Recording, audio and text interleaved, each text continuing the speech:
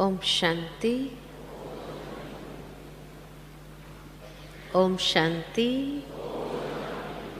ओम शांति। बाबा ने हम बच्चों को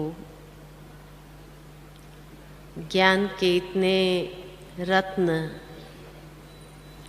चिंतन करने के लिए, मनन करने के लिए दिए हैं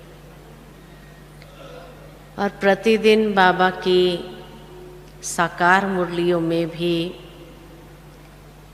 कई चिंतन करने के लिए बहुत सुंदर पॉइंट्स बाबा देते रहते हैं। आज बाबा ने मुरली के अंदर बहुत सुंदर सेवा की एक विधि बताई कि बाबा कहे तुम जब भी किसी से मिलने जाओ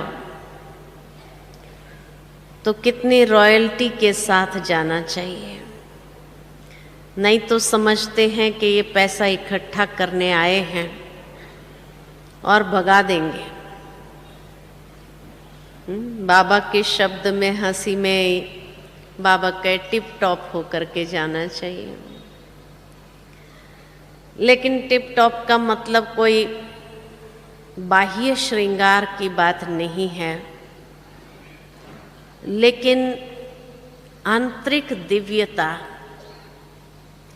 जो चेहरे से और चलन से स्पष्ट हो और कोई भी ये समझे कि ये कोई पैसा मांगने के लिए नहीं, लेकिन चेहरे का नूर, चेहरे की दिव्यता ऐसी हो, रूहानियत ऐसी हो जो वो आत्माएं भी उस दिव्यता के आगे झुक जाए। ये बाबा का भाव था। बाह्य श्रृंगार करने से कभी कभी और भी स्वरूप दूसरा लगता है, लेकिन जो आंतरिक स्थिति है वो बहुत श्रेष्ठ होनी चाहिए, शुभ भावना वाली होनी चाहिए। और इसीलिए बाबा ने आज कहा कि जो कोई ऐसा मंदिर बनाते हैं और उसमें भी खास करके लक्ष्मी नारायण का मंदिर बनाया हो, उनको जाकर के बताओ, पहले तो महिमा करो कि आपने जो बनाया बहुत अच्छा बनाया। कितना सुंदर तरीके से बाबा हमें सिखा रहा था आज की मुरली के अंदर कि सेवा भी किस तरीके से करनी चाहिए। इसी तरह साकार मुरली के अंदर भी बहुत सुंदर बातें कुछ ऐसी चिंतन की होती है, जो बातें अगर प्रैक्टिकल जीवन के अंदर ग्रहण की जाए तो बाबा जो चाहता है वो सेवा का प्रत्यक्ष स्वरूप हम प्रैक्टिकल दिखा सकते हैं। तो ज्ञान बाबा का बहुत स्पष्ट है, योग बहुत अच्छा लगता है, धारणा करना भी अच्छा है और दृढ़ता के साथ हम आचरण के अंदर हर बात को ले आते हैं। सेवा भी बहुत अच्छी लगती है। जो बाबा का बच्चा बन जाता है, ज्ञान सुनने समझने लगता है, फिर वो उसके सामने कोई भी आता है तो दो बातें सुनानी शुरू कर देता है। जो पहले कभी किसी के आगे बोल नहीं सकते थे, लेकिन ज्ञान में आने के बाद उनका भी मुख खुलने लगता है और ज्ञान की बड़ी अच्छी बातें हर कोई सुनाने लगता है। लेकिन फिर भी पुरुषार्थ के अंदर जो अटक आती है वो किस बात को लेकर के आती है? आत्मा का ज्ञान स्पष्ट है, परमात्मा का ज्ञान स्पष्ट है, योग का विषय भी स्पष्ट हो जाता है, लेकिन अगर अटक आती है हम लोगों के पुरुषार्थ में या आंतरिक एक्सेप्टेंस में, तो वह कहाँ आती है? ड्रामा की बात को लेकर के ही कई बार ब्राह्मणों में भी ये आ जाता है कि भाई इस जीवन के अंदर कुछ जो दृश्य है वो अगले कल्प में नहीं चाहते हैं, उसके लिए कोई उपाय हो तो बताओ। बाकी सब कुछ ठीक है, लेकिन इस जन्म में कुछ कुछ दृश्य, कुछ कुछ घटनाएं जीवन में ऐसी आई है या हो रही होती है, वो अगले कल्प में रिपीट नहीं होनी चाहिए। ऐसा समझते हैं? हाँ, कि नहीं ठीक है, जैसा चल रहा है वैसे बहुत अच्छा है ड्रामा। क्या समझते हैं? चेंज करना चाहते हैं? चेंज करना चाहते हैं? क्योंकि एक बार एक बहन मेरे सामने आई, पहले ज्ञान में चल रही थी, फिर बाद में माया की दुनिया में गायब हो गई। जब मैं मिली मैंने उसको पूछा भाई क्या बात है, तो कहा बस ज्ञान तो सब अच्छा लगा, योग भी अच्छा लगा, लेकिन जब मुरली सुनने जाते और हर रोज ड्रामा की पॉइंट तो जरूर आती है, और जब ये बात आती है कि रिपीट होता है वो भी हूबहू, ये एक्सेप्ट नहीं हो रहा था मेरे से। इसलिए मैंने ज्ञान को छोड़ दिया ताकि मैं सुनूं ही नहीं, तो मुझे वो बात डिस्टर्ब न करे। तो आप लोग क्या समझते हैं कि अगले कल्प में थोड़ा ड्रामा चेंज होना चाहिए? थोड़ा चेंज होना चाहिए। हाँ, हमने ही एक बार पहले बताया था क्लास में कि ड्रामा जो है भगवान की इतनी सुंदर क्रिएशन है, एक्यूरेट क्रिएशन है, इतना एक्यूरेट और परफेक्ट बाबा ने ड्रामा बनाया है। जो भगवान कहते हैं मैं उसको चेंज नहीं कर सकता। लेकिन कुछ दिन पहले जब ये बहन की बात सुन करके विचार चला, तो चिंतन में ये बात आई कि बाबा हमेशा मुरली के अंदर कहते हैं कि ड्रामा का क्रिएटर, डायरेक्टर, प्रिंसिपल एक्टर मैं हूं। है ना, बाबा ने ये बात कही है कि ड्रामा का डायरेक्टर मैं हूं। क्रिएट किया है बाबा ने ये संसार का नाटक हम सबको खेल करने के लिए, और प्रिंसिपल एक्टर भी मैं हूं। लेकिन जब मैं सोच रही थी तब मेरे मन में ये विचार आया कि अगर बाबा डायरेक्टर है, क्रिएटर है, प्रिंसिपल एक्टर है, तो इस ड्रामा का स्क्रिप्ट राइटर कौन है? कौन है स्क्रिप्ट राइटर? भाई स्क्रिप्ट तो किसी ने लिखी होगी, बाबा तो डायरेक्टर है। डायरेक्टर कभी स्क्रिप्ट राइटर नहीं होता है। इसीलिए बाबा हमेशा मुरली के अंदर ये कहते हैं कि बच्चे मैं ड्रामा चेंज नहीं कर सकता हूं, क्योंकि स्क्रिप्ट बाबा ने लिखी ही नहीं है। मुरली के अंदर बाबा कई बार ये बात कहते हैं कि बच्चे ये ड्रामा को नाटक के साथ कंपेयर नहीं किया जा सकता है, लेकिन उसकी कंपैरिजन बाबा हमेशा फिल्म के साथ करते, क्योंकि ड्रामा में फिर भी अदली बदली हो जाता है, एक्टिंग चेंज हो सकती है, लेकिन फिल्म एक बार जो शूट हो गई उसमें फिर कोई चेंजेस नहीं हो सकता है। ये ठीक है ना?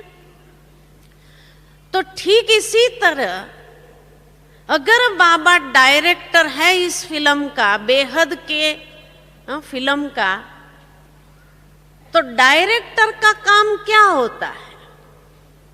डायरेक्टर का काम है डायरेक्शन देना, एक्टरों को डायरेक्शन देना कि भाई आप थोड़ा हाथ ऐसे करो या चेहरे की स्माइल ऐसे करो, एक्सप्रेशन ठीक ले आओ। ये डायरेक्टर का काम है, डायरेक्शन देना। तो बाबा भी डायरेक्टर है, वो हमें डायरेक्शन देता है। क्या डायरेक्शन देता है? अमृत वेले से लेकर रात्रि तक हमारा हर कर्म, हमारा उठना कैसे होना चाहिए, हमारा बैठना कैसे होना चाहिए, हमारा चलना कैसे होना चाहिए, हमारा चेहरा कैसा होना चाहिए, वहाँ तक की भावनाएं कैसी होनी चाहिए, क्योंकि जो आंतरिक स्थिति है वही फेस पर आती है। इसलिए कहते हैं कि mind is the index, face is the index of the mind.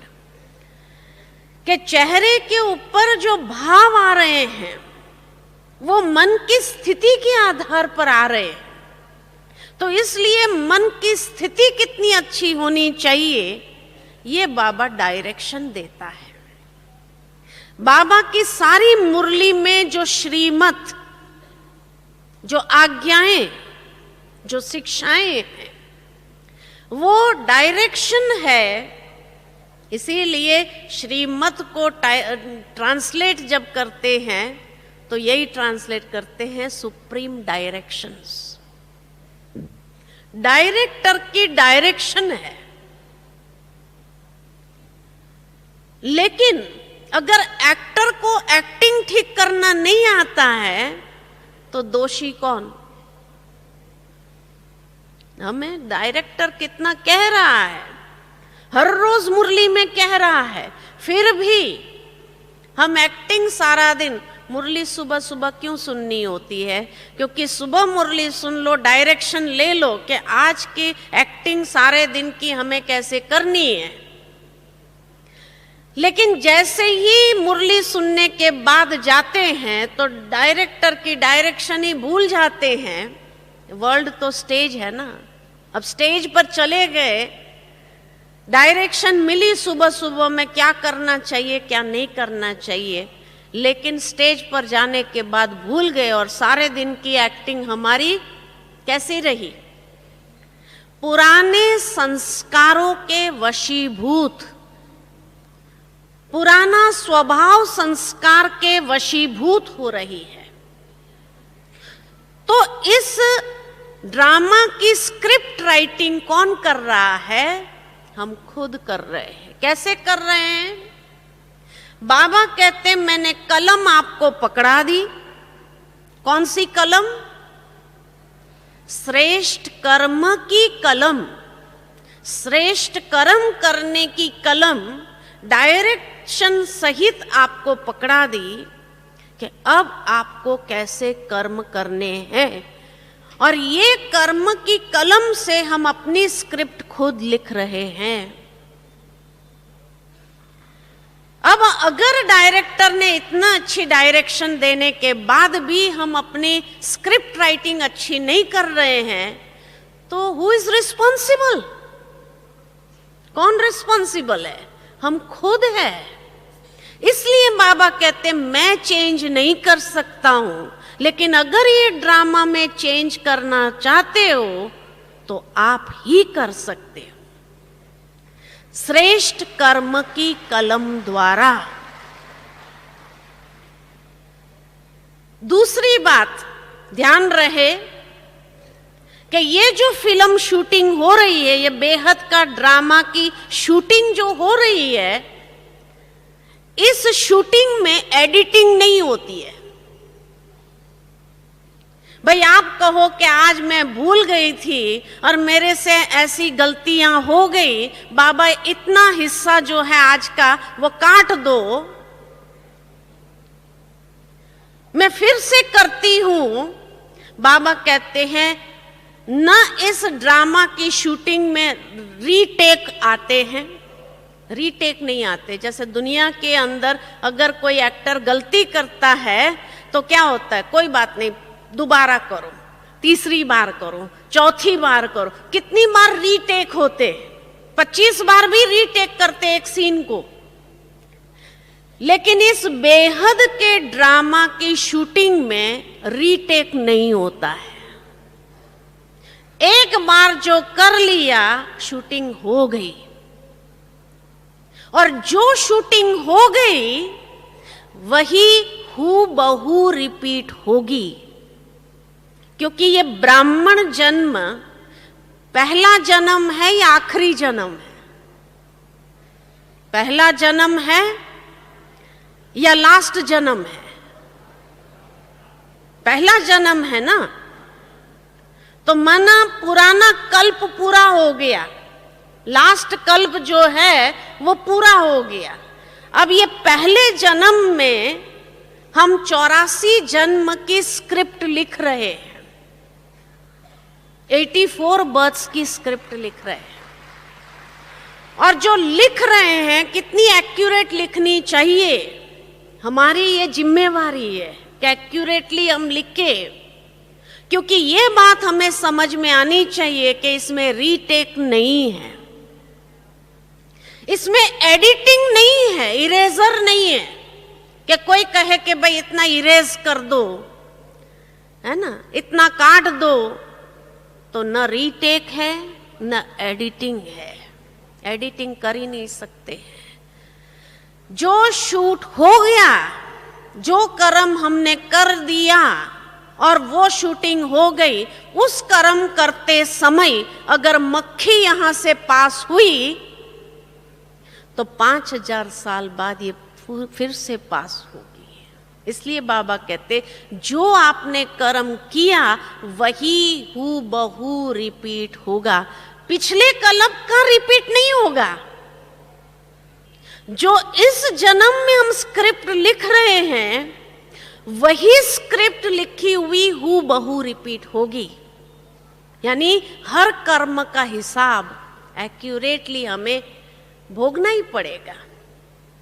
तीसरी बात, रीटेक एडिटिंग नहीं है, ये शूटिंग हो रही है। तीसरी बात कि इस ड्रामा के अंदर एक का पदम गुना हिसाब है, एक का पदम गुना हिसाब है। माना अगर आपने बहुत अच्छी एक्टिंग की तो उसका भी, क्योंकि एक जन्म में 84 जन्म की स्क्रिप्ट लिख रहे हैं, तो एक का पदम गुना हिसाब इसीलिए है कि एक अच्छा कर्म किया तो उसकी प्राप्ति भी कई सालों की हो जाती या 1-2 जन्म की हो जाती।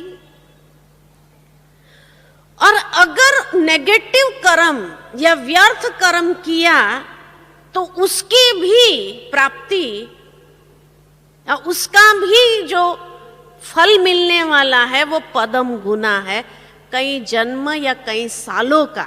जितनी इंटेंसिटी के साथ वो कर्म किया गया है तो एक का पदम गुना हिसाब है। माना एक जन्म भी उसकी भोगनी पड़ सकती है।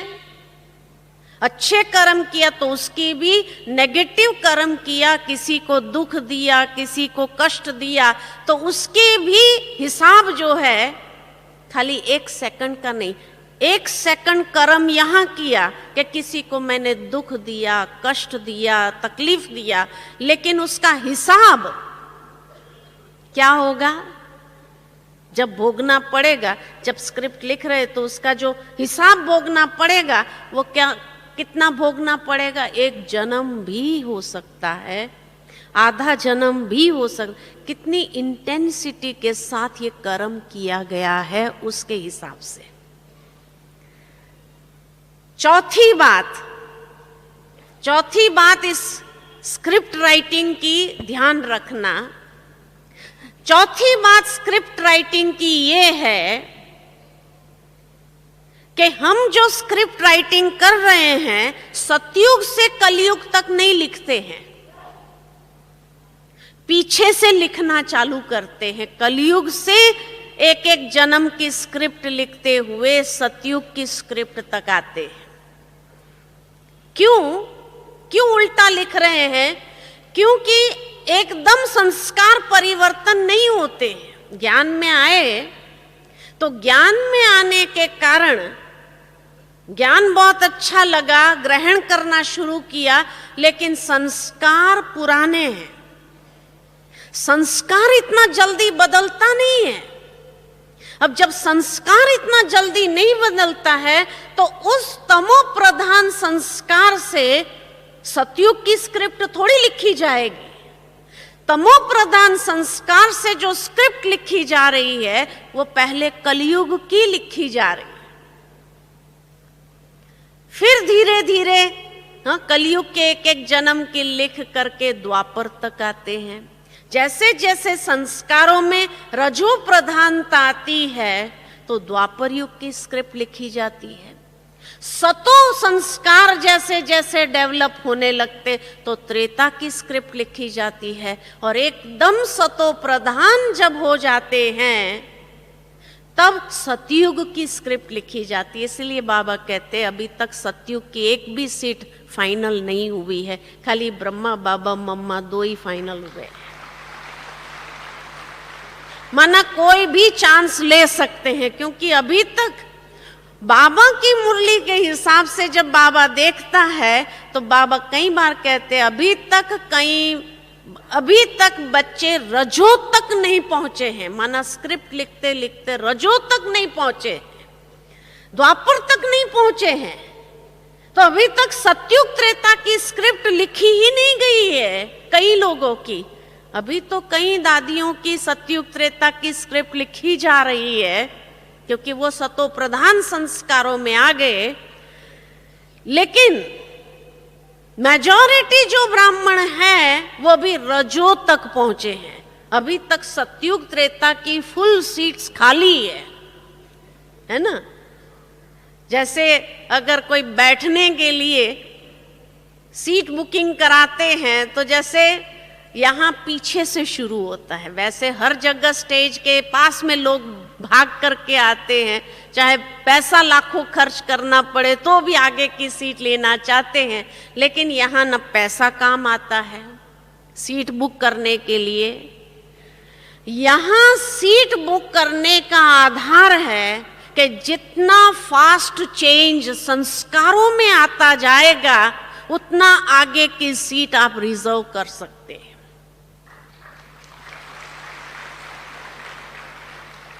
इसीलिए अब फाइनल करना है कि अगले कल्प के लिए मुझे ड्रामा चेंज करना है या नहीं करना है। करना है, चेंज करना है तो उसकी विधि क्या है? फास्ट परिवर्तन। फास्ट परिवर्तन, स्वभाव संस्कार को जितना तीव्र गति से परिवर्तन करेंगे और जितनी सात्विकता अपने संस्कारों के अंदर ले आएंगे, सतो प्रधानता अपने संस्कारों में ले आएंगे, उतना अच्छा एक एक कर्म होगा और इतनी अच्छी आपकी सतयुग त्रेता की स्क्रिप्ट्स लिखी जाएगी। लेकिन अभी तक भी अगर हम अपने संस्कारों को चेंज नहीं कर रहे हैं, और क्यों नहीं कर रहे हैं, कारण क्या है? कारण ये है कि हम एक दूसरे को देखना चालू करते हैं, अरे ये मेरे से पुराना, अभी तक इसके अंदर चेंज नहीं है तो मेरे में कहां से आएगा। हिम्मत हार जाते कि ये मेरे से पुराना, अभी तक उसके अंदर ऐसे संस्कार है, उसने ऐसा किया तो मैंने किया तो क्या बड़ी बात है। अब ये संस्कारों से जब स्क्रिप्ट लिखते हैं तो सतयुग त्रेता की स्क्रिप्ट लिखी जाएगी। अरे कोई अगर पुराना है, नहीं चेंज कर रहा है, तो आप उसका थैंक्स मानो कि आपको तो रास्ता दिया कि भाई तू आगे जा, मैं नहीं जा सकता हूं, तू तो आगे जा। तो दिल शिकस्त क्यों हो जाते हैं दूसरों को देख करके कि भाई ये मेरे से पुराना इसने नहीं किया तो मैं क्यों करूं, या उसने ऐसा किया इसीलिए मैंने ऐसा किया। अब ये जो टिट फॉर टैट का हिसाब हम रखते हैं, उससे हम अपनी स्क्रिप्ट कौन सी लिख रहे हैं बताओ? उससे सतयुग त्रेता की स्क्रिप्ट लिखी जा रही है, उससे सतयुग त्रेता की स्क्रिप्ट नहीं। और इसीलिए द्वापर कलयुग के ही जन्मों में अभी तक हम उलझे हुए हैं और वो कर्म टिट फॉर टैट वाला कर रहे हैं। अब उसकी भोगना क्या होगी? वो घटनाएं जो जीवन में इस जन्म में भोगी हमने, पिछले जन्म में जो याद है, क्या उससे हम अच्छी स्क्रिप्ट लिख रहे हैं या कैसी स्क्रिप्ट लिख रहे हैं? इसलिए बाबा इतना जोर दे करके मुरली पिछले 3-4 सीजन में चलाई, बच्चे व्यर्थ से मुक्त हो जाओ, व्यर्थ से मुक्त हो जाओ, वाह वाह करते हुए बढ़ते जाओ। वाह वाह माना इतनी अच्छी स्क्रिप्ट लिखो जो हर कोई कहे वाह वाह वाह के गीत गाए, कि आप खुद भी अपने गीत गाओ कि वाह मेरा भाग्य वाह, वाह बाबा वाह, वाह ड्रामा वाह। ये आप गायन करो अपने हर एक कर्म के कलम से जो आप स्क्रिप्ट लिखते हैं। हर स्क्रिप्ट लिखने के बाद अंदर में ऐसी आत्मसंतुष्टि हो कि वाह बाबा वाह, वाह रे मेरा भाग्य वाह, वाह ड्रामा वाह। ऐसा अंदर से वाह वाह वाली स्क्रिप्ट लिखो। ये नहीं कि उसने ऐसा किया इसलिए मैंने भी ऐसा कर दिया, उससे तो वाह वाह वाली स्क्रिप्ट नहीं हुई। अगर वही पिछले कल्प वाला रिपीट होता होगा तो पुरुषार्थ का महत्व क्या रहेगा? जो बाबा इतना पुरुषार्थ करा रहे हैं, तीव्र गति का पुरुषार्थ करने के लिए कह रहे हैं, क्यों? क्योंकि दिन प्रतिदिन समय बहुत कम होता जा रहा है और अभी तक अगर रजो तक नहीं पहुंचे तो सतयुग त्रेता की स्क्रिप्ट कब लिखोगे, कब लिखोगे? और लास्ट में अगर फास्ट किया भी तो कौन सा पद पाएंगे? दास दासी का, रॉयल फैमिली का, या राजा रानी का, या महाराजा का? ये आपको डिसाइड करना होगा, क्योंकि बाबा कहे बहुत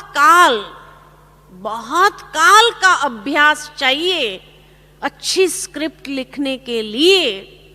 और बहुत काल का अभ्यास अगर होगा तो महाराजा महारानी वाली स्क्रिप्ट लिखेंगे, यानी 8 नंबर वाली, या राजा रानी वाली 108 वाली, या रॉयल फैमिली के सदस्य की 16,108 वाली, या फिर प्रजा की 9 लाख की, या फिर दास दासियों वाली।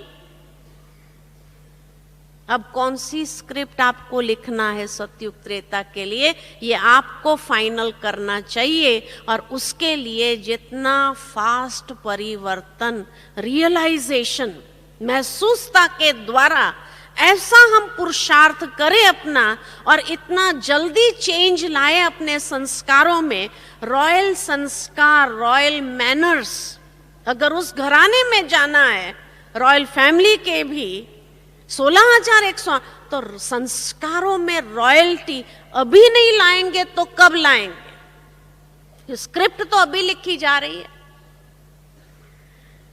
इसलिए बाबा ने अभी कहना शुरू कर दिया था पिछले 3 सीजन से, तीव्र गति के पुरुषार्थी बनो। तीव्र गति माना अभी फास्ट करो, समय कम होता जा रहा है, बहुत कम समय रह गया है। और अगर बहुत काल का अभ्यास नहीं होगा रॉयल संस्कारों का, तो सतयुग त्रेता में दास दासियों का ही पद मिलेगा। तो क्या ये एक्सेप्टेड होगा? एक होते हैं राजघराने के दास दासी जो चलो श्री कृष्ण के साथ खेलेंगे, लेकिन एक होता है प्रजा के भी दास दासी। तो कौन सी स्क्रिप्ट लिख रहे हैं ये देखो। और समय कितना कम रह गया है, ड्रामा की तीव्र गति का परिवर्तन का समय आ गया है और जो लिखा गया है वो इरेज नहीं हो सकता है।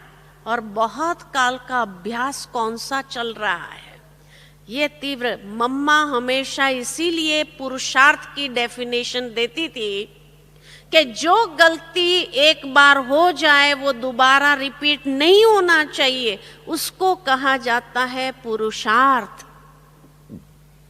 अगर ये पुरुषार्थ की डेफिनेशन है, फिर अगर हम कहे क्या करे, पुराने संस्कार वश कर देता है, माया आ गई। व्हाट इज माया? माया क्या चीज है?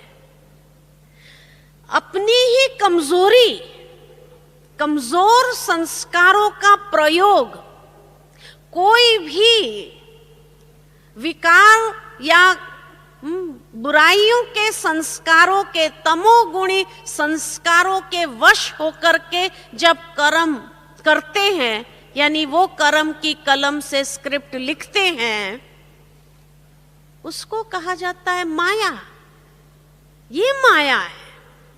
तो जब भी कोई कहता है माया आ गई, इसका मतलब क्या हुआ? वो यही कहना चाहते हैं, क्या करूं मैं, पुराने संस्कारों के वशीभूत होकर के, कमजोरी के संस्कारों के वशीभूत होकर के कर्म कर रहा हूं।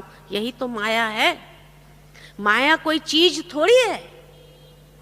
माया कोई चीज थोड़ी है। सुबह अमृत वेला नहीं उठ सके, आलस अलबेलेपन के संस्कारों के वशीभूत हो गए, तो क्या कहते हैं? आज सुबह माया आ गई। तो माया क्या चीज है? आलस्य को कहा गया माया, कि मैं आलस्य के संस्कार के वशीभूत हो गई। सीधे शब्द में बोलने में थोड़ी शर्म आती है कि मैं कैसे कहूं कि मैं आलस्य के संस्कार के वश थी, इसलिए क्या कहते हैं रॉयल भाषा में, माया आ गई। माना दोष मेरा नहीं है, माया का है।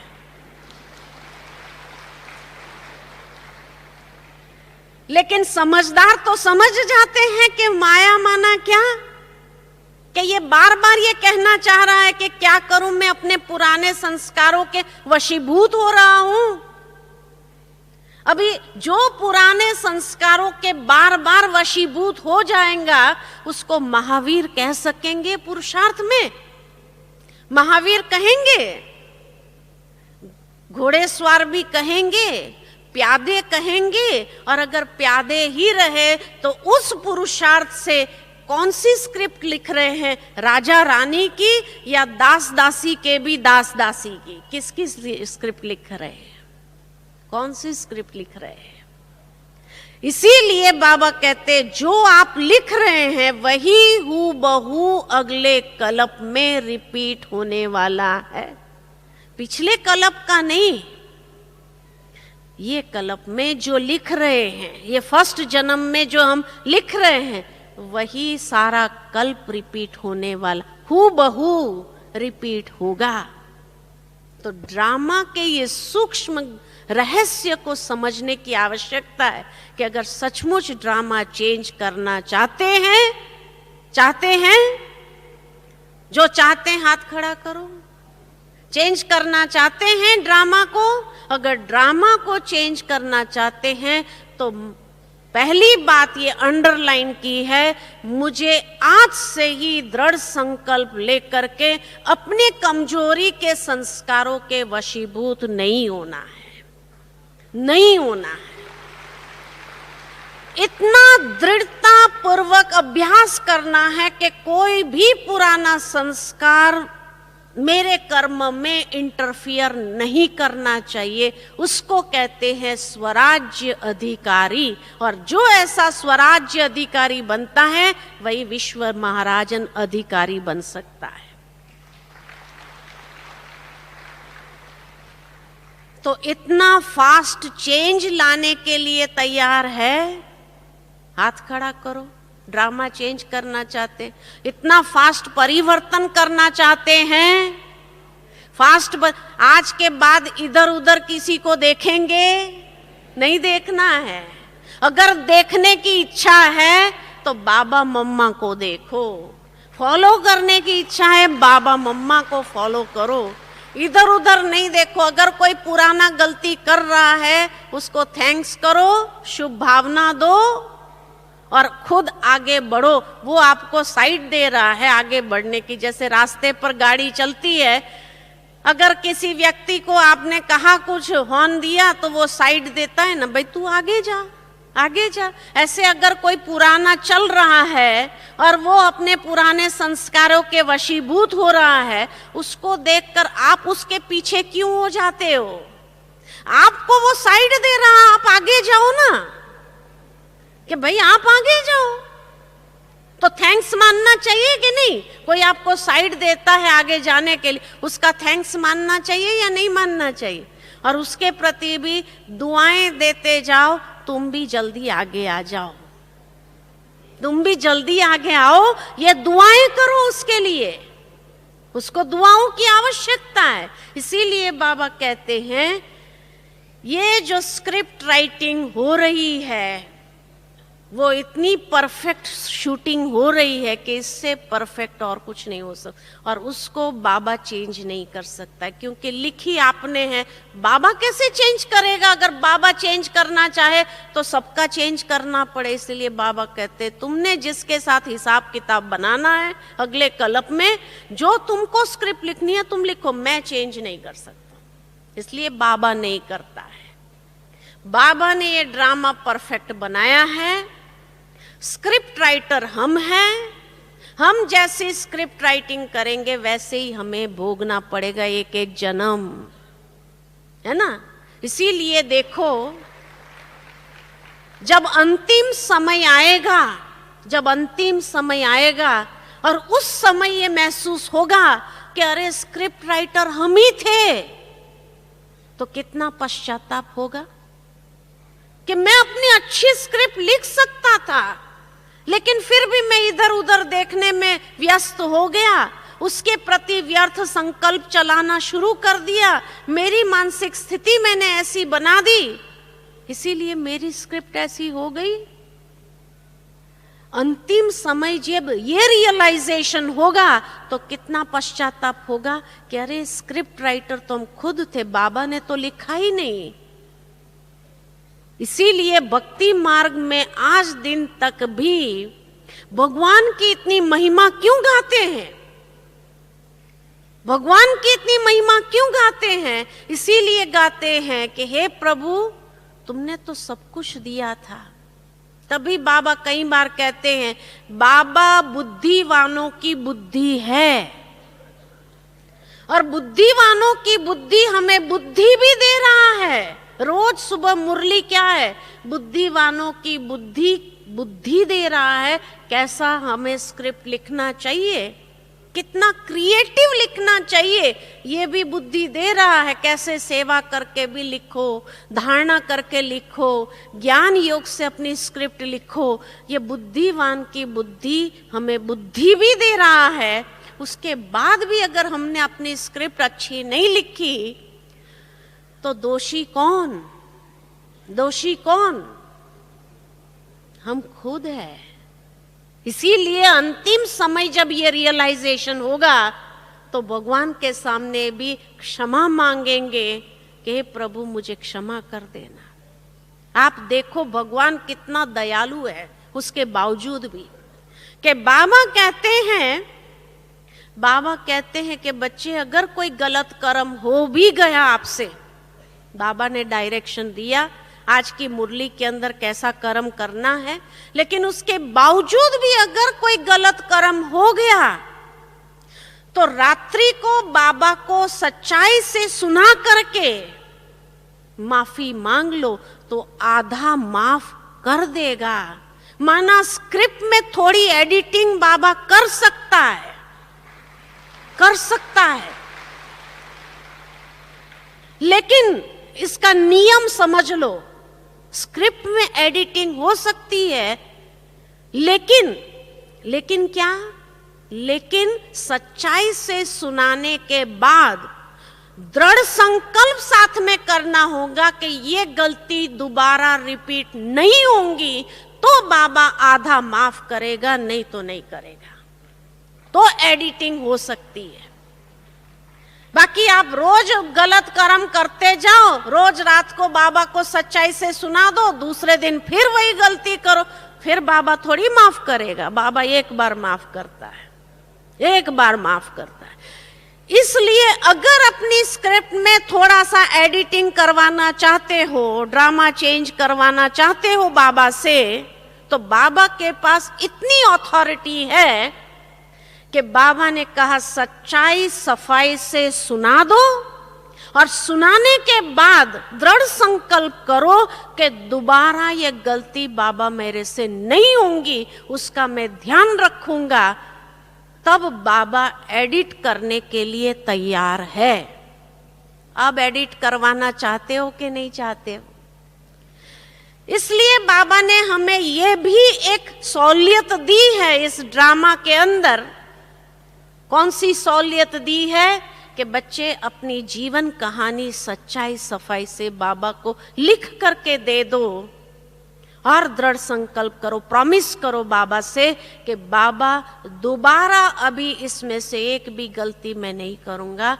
तो उस जो जीवन कहानी में जो बाबा ने के सामने आपने सच्चाई से लिख करके दिया, छिपाया, सर्जन से छिपाया, तो मल्टीप्लिकेशन हो सकता है, कट नहीं हो सकता है। इसीलिए बाबा कहते बच्चे अपनी जीवन कहानी सच्चाई से अगर लिख करके दे दो, तुम्हें इस जन्म के सारे कर्म याद है, और इस जन्म के सारे कर्म याद है, अगर इसमें फिर भी एडिटिंग चाहते हैं, सच्चाई से बाबा को लिख करके दे दो, और प्रॉमिस करो बाबा के साथ में कि बाबा ये गलती अब सदा के लिए समाप्त हो गई, दोबारा नहीं। तो बाबा आधा माफ कर सकता है, आधा माफ कर सकता है, इतना एडिटिंग हो सकता है, तो ड्रामा चेंज हो सकता है। तभी तो बाबा ने ये कहा, ये महावाक्य क्यों आया? अगर वही पिछले कल्प वाला होता था तो पुरुषार्थ का मतलब ही नहीं रहता था। लेकिन बाबा ने कहा मैं आधा माफ कर दूंगा, लेकिन बच्चे सच्चाई से लिखते नहीं हैं, छिपाते हैं, छिपा के फिर दोबारा गलतियां करते जा रहे हैं, तो बाबा भी क्या करेगा? बाबा एडिटिंग करना चाहता है। इसलिए बाबा ने कहा कि अगर मान लो कि 108 से ज्यादा हो गए तो बाबा लड़ी लगाने के लिए भी तैयार है। यहां तक बाबा एडिटिंग करने के लिए तैयार है कि अगर 108 से ज्यादा हो गए दाने, तो बाबा क्या करेगा? लड़ियां लगा देगा, लड़ियां लगा देगा। तो बाबा चेंज कर सकता है, तभी तो कहा ना, चेंज कर सकता है ना, ऑलमाइटी है। लेकिन हमारे दादी जानकी हमेशा ये बात कहती है, हमारे अंदर पहली बात सच्चाई सफाई, सच्चाई सफाई होनी चाहिए। जो बाबा को सुनाए सतगुरु के दरबार में सच्चाई के साथ सुनाए, और प्रॉमिस करे दोबारा गलती नहीं करेंगे। और दूसरी बात, नियत साफ हो, इंटेंशन प्योर हो अंदर में। जो कर्म करो प्योर इंटेंशंस के साथ कर्म करेंगे तो स्क्रिप्ट बहुत अच्छी लिखी जाएगी, स्क्रिप्ट बहुत अच्छी लिखी जाएगी। तो इसीलिए स्क्रिप्ट राइटर हम खुद है। बाबा चेंज नहीं कर सकते, चेंज कर सकते तो कौन कर सकते? हम कर सकते। और अगर हम करना चाहते हैं तो माना बहुत फास्ट चेंज, तीव्र पुरुषार्थ बाबा क्यों कहते हैं? एवर रेडी रहो, ये बाबा क्यों कहते हैं? एवर रेडी माना अब चेंज करने, पुराने संस्कारों को चेंज करने में एवर रेडी बनो। और तीव्र पुरुषार्थ, पुरुषार्थ माना पुरुषार्थ के आत्मा की उन्नति अर्थ श्रेष्ठ कर्म की कलम से अब आज के बाद ये दृढ़ संकल्प करो कि आज के बाद हर घड़ी मेरी शूटिंग हो रही है, हर घड़ी जब मेरी शूटिंग हो रही है तो हर घड़ी मुझे अपने चेहरे के एक्सप्रेशंस कैसे रखने हैं, अपने मन की भावनाएं कैसी रखनी है, इंटेंशंस कैसे प्योर रखने हैं, ये सब नेचुरल आना चाहिए। जैसे दादियों को देखते हैं, प्रकाशमणि दादी को आपने देखा, गुलजार दादी को, कितना नेचुरल उनका श्रेष्ठ कर्म है, मेहनत नहीं लग रही है, नेचुरल। पुराने कोई भी संस्कार, दादियों को गुस्सा नहीं आता है, नहीं आता है। अगर कोई गलती करता है तो भी गुस्सा नहीं आता, शुभ भावना का दान देते चलो, शुभ भावना रखते हैं दादियां। इतना नेचुरल उन्होंने कर दिया, तभी तो इतनी अच्छी स्क्रिप्ट लिख रहे हैं, जो हर कल्प में वही तो दादियां बनती है, इसीलिए बनती है क्योंकि उन्होंने फॉर्मूला सीख लिया कि श्रेष्ठ कर्म की कलम द्वारा मुझे अपनी स्क्रिप्ट हर घड़ी अच्छे से अच्छी रखनी है। और इसीलिए वो सदा मुस्कुराते रहते। कभी भी कोई फोटो खींचता है दादियों का, कोई फोटो टेंशन वाला देखा? कितना नेचुरल, नेचुरल इनोसेंट मुस्कुराहट। इसलिए बाबा कहते वो सेंट है, सेंट का टाइटल, क्योंकि इनोसेंट है। और वो इनोसेंस उनकी इतने नेचुरल रूप में है, तभी तो हर घड़ी इतनी अच्छी स्क्रिप्ट लिखे जा रहे हैं। तो हम सभी को भी आज के बाद क्या करना है? क्या करना है? अपना चेहरा और चलन इतना सुंदर रखना है, हर एक के साथ हमारा व्यवहार इतना सुंदर रखना है। कोई कुछ भी अपने पुराने संस्कारों के कारण आपको दे, आपको वो चीज लेनी नहीं, आपको अच्छा ही देना है। ये आपकी अच्छी स्क्रिप्ट लिखी जाएंगी। तो तैयार है? तैयार है? कोई कैसा भी आपको दे, बुरा दे, कैसा भी आपके प्रति भावना रखे, लेकिन मुझे अच्छी भावना रखना है। कोई बुरी भावना अगर दे भी रहा है तो भी मुझे अच्छी भावना देना है, अच्छे विचार देने हैं। व्यर्थ नहीं सोचना है कि ये ऐसा क्यों कर रहा है, ये ऐसा क्यों कर। वो अपनी स्क्रिप्ट लिख रहा है, आप अपनी स्क्रिप्ट लिखो। वो अगर गंदा देता है तो मुझे गंदा थोड़ी देना है, मुझे अच्छा देना है। मेरी स्क्रिप्ट राइटिंग मुझे बहुत अच्छी करनी है। तैयार है ना? ड्रामा चेंज करने के लिए तैयार है ना? तैयार है? तो चेंज करके दिखाओ। आज के बाद जो बाबा चाहते हैं वैसा हम अपनी स्क्रिप्ट राइटिंग करना शुरू करें। जैसे मधुबन में आए हैं तो कोई कुछ भी करता है तो भी आप मुस्कुराते हुए उसको देते ही जाते हैं ना, शुभ भावना देते, शुभ का। वैसे वहां जाने के बाद भी कोई कुछ भी करे, कोई कुछ भी करे, लेकिन मुझे अपनी स्क्रिप्ट बहुत अच्छी लिखनी है। टिट फॉर टैट वाला हिसाब अभी क्या करना है? बंद करो। टिट फॉर टैट वाला हिसाब नहीं चाहिए। तो हम अपनी स्क्रिप्ट अच्छी लिखेंगे। कोई गलत कर रहा है तो मैं क्यों गलत करूं? वो गलत कर रहा है, वो अपनी स्क्रिप्ट लिख रहा है, आप अपनी स्क्रिप्ट लिखो, अच्छा करो, अच्छा बनो। अच्छे बनते हुए आगे बढ़ो। बाबा जैसे कहते, सकाश दो उस आत्मा को, शुभ भावना दो, शुभ कामना दो, सकाश दो। आप अपनी स्क्रिप्ट अच्छी लिखो, ठीक है ना? ठीक है? तो ड्रामा चेंज कर सकते हैं ना? ये गुह्य राज को जिसने समझा वो इधर उधर नहीं देखेगा। ये क्या कर रहा है, ये क्या कर रहा है, उसने ऐसा किया इसलिए मैं ऐसा करता हूं, ये ऐसा करता है इसलिए मैं ऐसा करता हूं। वो क्या भी करे, मुझे देखना है तो ब्रह्मा बाबा को देखो। स्कूल में स्टूडेंट किसको देखता है? जो लास्ट नंबर आता है उसको देख के चलता है, या फर्स्ट नंबर आता है उसके साथ compete करता है? क्या करता है? तो इसी तरह अगर मुझे, हाँ, ये बेहद का स्कूल जो है बाबा की यूनिवर्सिटी है, उसमें भी किसको देखना चाहिए? ब्रह्मा बाबा मम्मा को देखना चाहिए, दादियों को देखना चाहिए, या क्लास का लास्ट नंबर व्यक्ति क्या कर रहा है उसको देख करके अपना पुरुषार्थ करना चाहिए? क्या करना चाहिए? क्या करना चाहिए?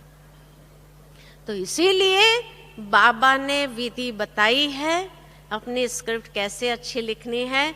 तो आज के बाद इतनी अच्छी स्क्रिप्ट लिखो तो सतयुग त्रेता की स्क्रिप्ट इतनी अच्छी लिखे जो राज घराने के अंदर सारी सीट खाली है, एयर कंडीशन की भी खाली है, फर्स्ट क्लास की भी खाली है, सारी खाली पड़ी है, जो लेना चाहो ले सकते हो। यहाँ तो सब दौड़ करके आगे बैठने के लिए कोशिश करते हैं। अब सतयुग त्रेता में अभी तक कोई आगे दौड़ ही नहीं रहा है। क्यों भाई? दौड़ो ना, दौड़ो, ठीक है ना। वहां नंबर आगे लेने का पुरुषार्थ करो, तीव्र गति में जाने का पुरुषार्थ करो, एयर कंडीशन में जाने का पुरुषार्थ करो। हाँ, यहाँ आते हैं कई बार, कहीं कहते हैं हम तो घर में एसी में ही रहते हैं, यहाँ भी एसी का कमरा चाहिए। अरे भगवान कहते हैं एसी क्लास में जाओ, सतयुग त्रेता के एसी क्लास में जाओ, तो वहां क्यों नहीं जा रहे हैं? वहां भी जाओ ना, एसी में, फर्स्ट क्लास में जाओ, खुली है, सारी सीट्स खाली है, जो चाहे ले सकते। ठीक है, ठीक है, अच्छा, ओम शांति।